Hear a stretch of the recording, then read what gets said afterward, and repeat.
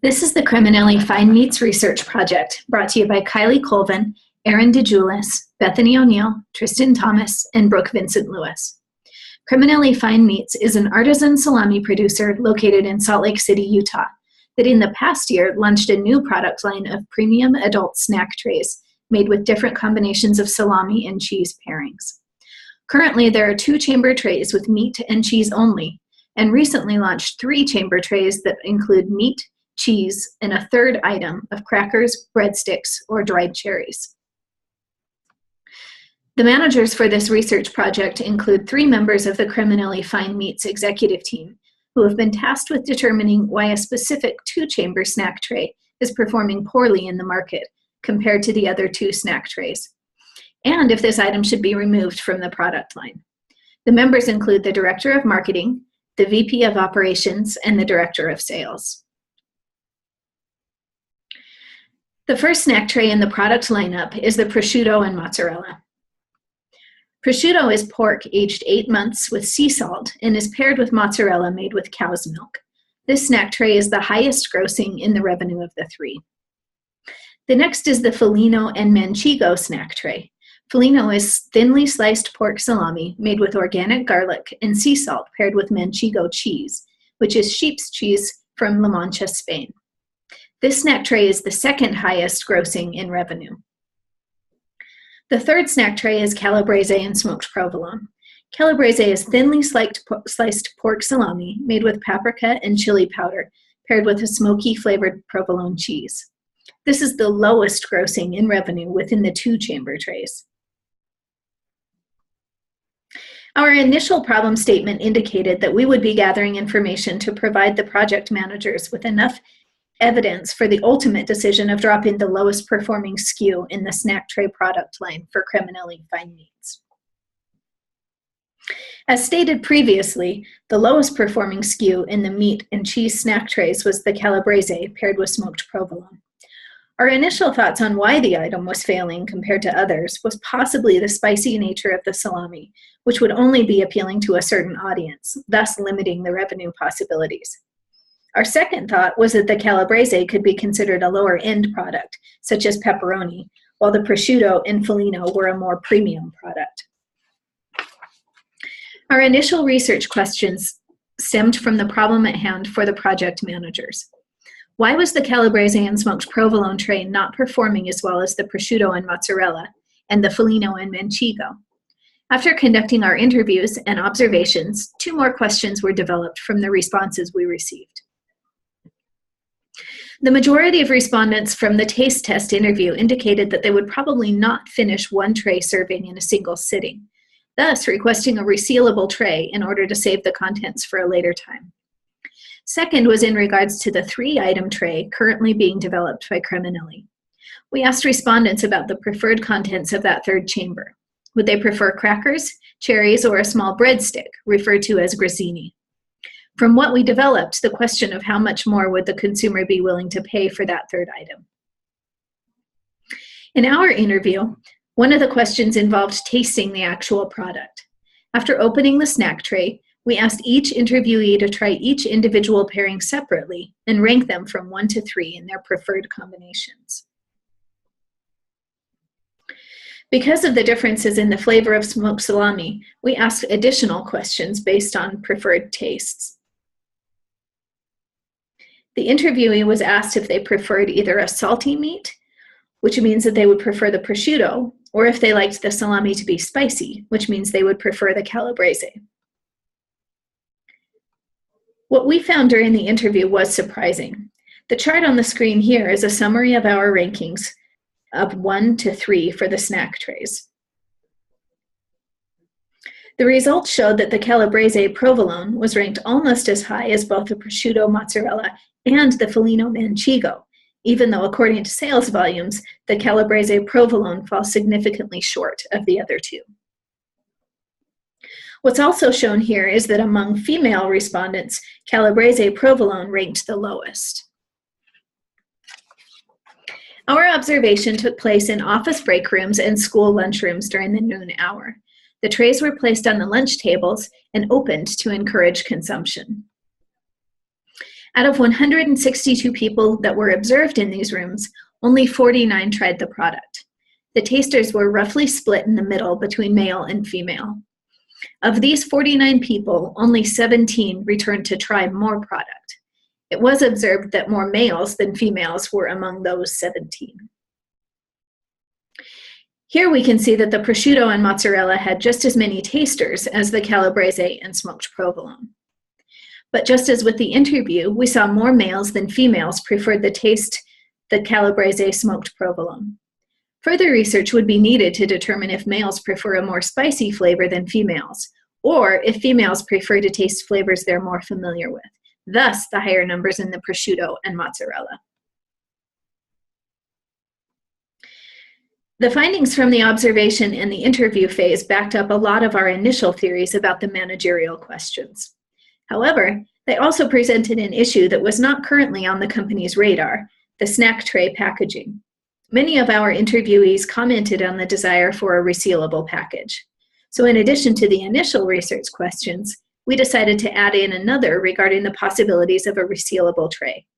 Our survey had 27 questions and include topics such as flavors of both the salami and cheeses, nutritional values of the snack tray, such as grams of protein and calorie count, the value of claims on the packaging, such as 100% US pork or nitrate-free, as well as the value of a resealable package. The addition of a third chamber in the tray that would include crackers, a small breadstick, or cherries for the gluten-free option.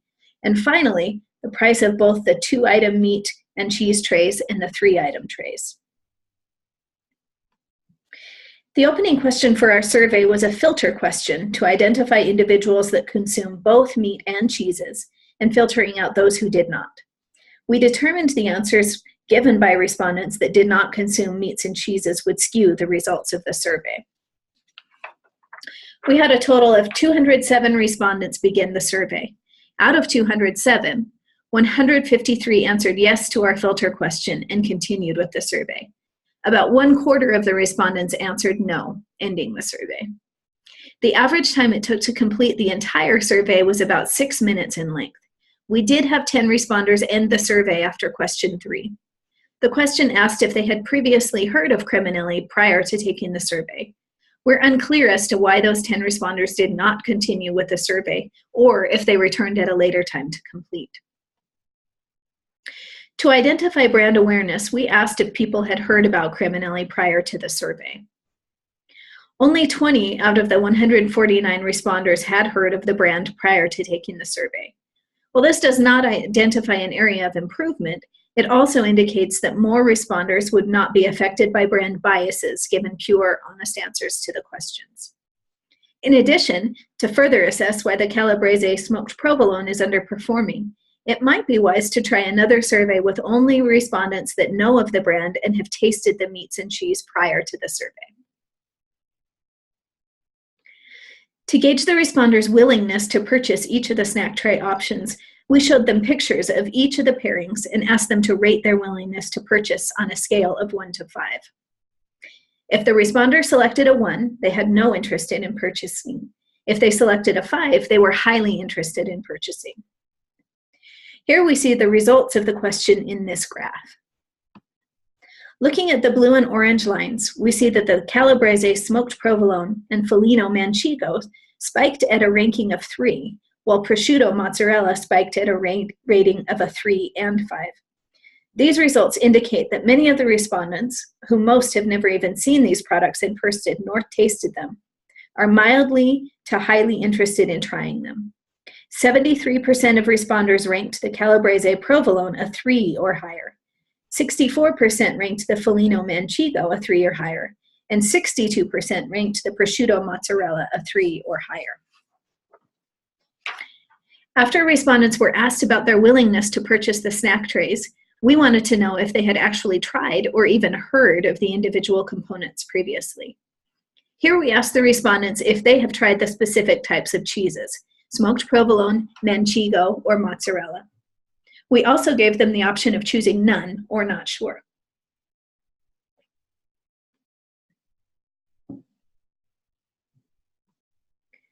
From this graph, we see the results of the question, and interpreting this, we see that every single responder has either heard of or tried mozzarella, with smoked provolone in second. 90% of responders and manchego, all the way down at 10% of respondents. We had only one person say that they were not sure.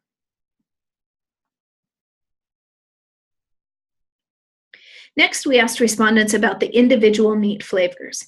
Again, we gave them options to choose none or not sure. As we see in this graph, the meat components of the tray were not as well known as the cheese components. 28 respondents indicated that they had either tried none or weren't sure. With prosciutto and mozzarella being the top grossing product of the snack tray line, it was not surprising that 78% of respondents had either heard of or consumed prosciutto. What was surprising is that 41% of respondents had either heard of or tried calabrese, and only 10% having heard of or consumed Foligno. After our observations and interviews, we concluded that some consumers may be making their purchase choices of the snack trays based solely on the names of the product. Currently, the packaging on the snack trays only includes the official name of the meat and cheese pairing. If the consumer is unfamiliar with these official names, would they be less likely to purchase the product? For those who answered that they had not heard of or consumed a specific flavor of meat and cheese, they were then filtered down into additional questions to gauge their willingness to consume these products if a description of the flavors were given. These questions began with, given the description, and further described the flavor of the specific cheese in question. We wanted to know if the respondent were to hear a description of the cheese, if it would make them more willing, less willing, or have no effect on their willingness to consume. This graph summarizes the responses of the additional questions. Out of 143 responses, 125 were prompted to answer additional questions, meaning only 18 people had heard of or consumed all three flavors. 110 respondents were asked about manchego cheese, and only 15 were asked about smoked provolone.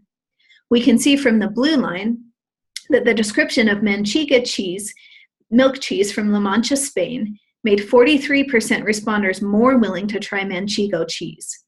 The description of full-fat cow's milk cheese with smoky flavor made 33% of responders more willing to try the smoked provolone.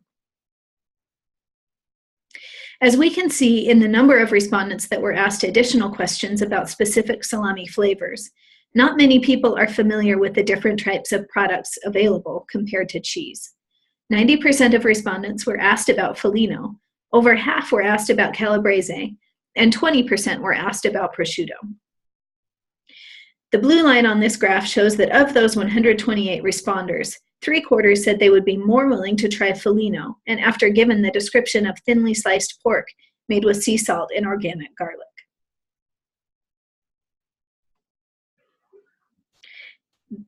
The gray line shows that 54% of responders would be more willing to try prosciutto given the description. And the orange line indicates that 40% of responders would be more willing to try calabrese given the description. The results from this question indicate that the project managers may need to consider putting additional verbiage on the product label describing the flavors of salami. This would be especially important for those consumers purchasing the product for the first time. To gauge the consumer's feelings on the resealable package, we began with the question describing the serving size for the snack tray, how many ounces of both the meat and the cheese, as well as the nutritional value. The respondents would have to answer that they would A, consume the tray in one sitting, B, share with another person in one sitting, or C, save it for later. It is interesting that although we see here that 65% of respondents would consume the tray in one sitting, and only 13% would save it for later. After asking the respondents about the serving size and single sitting consumption, we posed the question regarding resealable packaging. While this product is marketed as a single sitting snack, and not consumption in multiple sittings, after several interviewees indicate they would prefer a resealable package, we thought it would be important to ask. As you can see from this graph, over 68% of our respondents indicated they would be more likely to purchase the snack trays if they were, in fact, resealable. While this is not what we expected after viewing the results from the consumption question, we do realize that the interviewees were able to see and interact with the packaging, see how much more product was actually in the tray, and the survey respondents were not. We feel that this is significant to include for the project managers. The company is in the process of launching new snack trays that offer a third item of either grazzini, which is a breadstick, dried cherries, or crackers, in order to make this truly a one-sitting snacking experience. Our next question was to determine which third item the consumer would be more likely to purchase. We asked respondents to rank their interest in each of the dried cherries, crackers, or grazzini on a scale of 1 to 5. 1 being no interest in purchasing snack tray with the specific item, to 5, which was highly interested. From this graph, you can see the blue line that represents the 46% of respondents that have no interest in purchasing the snack tray with dried cherries as a third item. We do think further research that involves taste testing the dried cherries combination would change the consumer's opinion. The orange line shows that crackers rated at the highest at a 5, meaning consumers are highly interested in the tray that had crackers as the third item.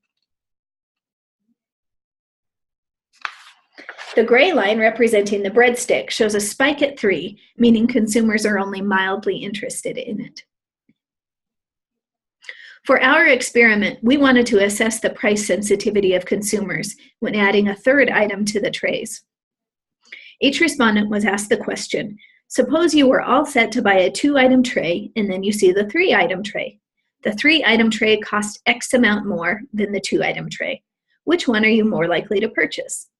The respondents were then randomized, and the X amount was a different 3 increased prices, 50 cents, $1, and $1.50. With this data, we were able to run 3 different single ANOVA analyses and test the price sensitivity of consumers against the individual items offered in the 3-item snack tray. Based on the options of breadsticks, crackers, and cherries, each respondent was asked their willingness to purchase each individual 3-item tray over the 2-item tray at a different price point. Our null hypothesis was that the consumer's interest in purchasing the 3-item snack tray was not related to the change in price point.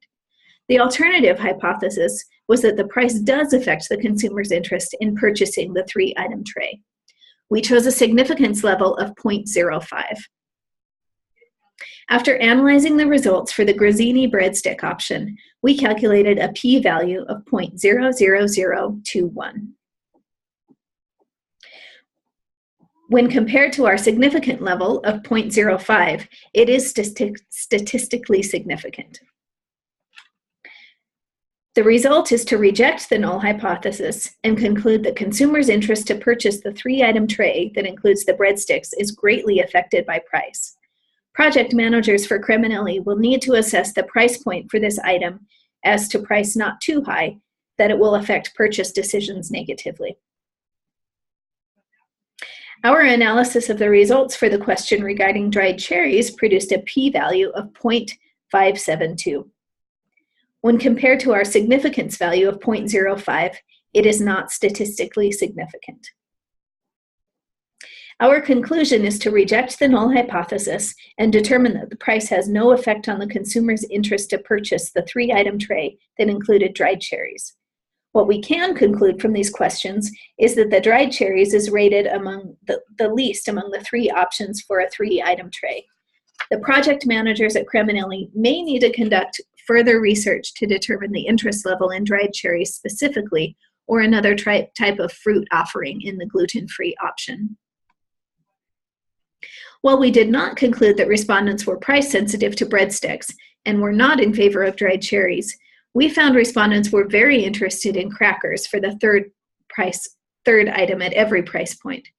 The p-value calculated for the responses regarding crackers was 0.01899. Compared to the significance level of 0.05, this is statistically significant. The conclusion was to reject the null hypothesis and determine that consumers are affected by price when considering purchasing the 3-item snack tray that includes crackers. Had we chosen a lower significance value, this option may not have been considered price sensitivity. On our survey, we gathered some demographic information to determine if gender and age had any effect on other response to questions. The survey had a total of 207 respondents, with 131 reporting demographic information. Of those that completed the survey, 73% were female and 26% were male.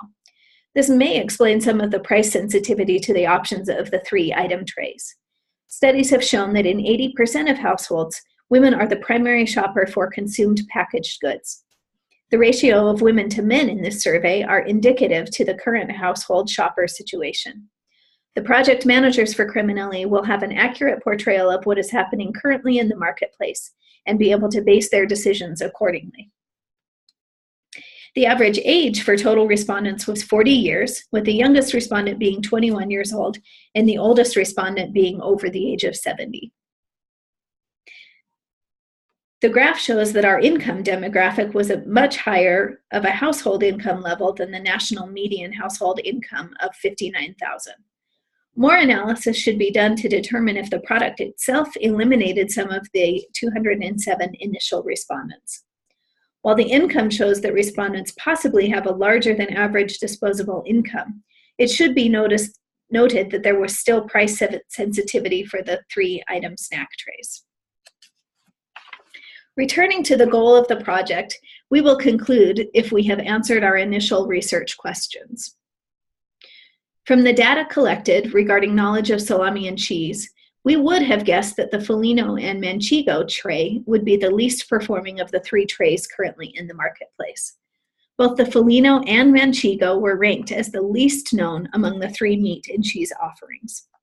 But according to sales volume data, this specific tray is still outperforming the Calabrese and smoked provolone, indicating that consumers are not affected by the name of the product or the lack of description on the label. Research that includes more in-depth taste testing would need to be done in order to determine if it is in fact due to the taste of the spicy salami or smoked cheese. The question of resealable packaging was posed by some of our interviewees. While this is not currently an option for the snack trays, it is a question for the project managers to address. Would the cost of producing a snack tray that is resealable warrant a higher price point, even though we concluded that there is high price sensitivity? Is the answer to educate the consumers on different ways of consuming the product, such as recipe ingredients that require the entire contents of the tray? Or is the answer to offer suggestions on consumption during different occasions, such as with a friend at the beach, or as a single serving snack, which wouldn't require a resealable tray? Our final research question addressed the price sensitivity of consumers regarding the option of a 3rd item in the snack trays. As the data from the survey suggested, it really depends on the item. Crackers were by far the most popular choice by respondents, but price sensitivity was still evident. Second to crackers was the Grazzini breadstick option. While there was still some price sensitivity regarding this item, respondents seemed indifferent on this choice. Lastly was the dried cherries. This item did not show any price sensitivity, but we also concluded that it was not a popular choice for most respondents. While this snack tray is being marketed towards those who choose the gluten-free option, it is not as popular as the other 2 non-gluten-free options. This concludes our presentation on the Criminelli fine meat snack trays.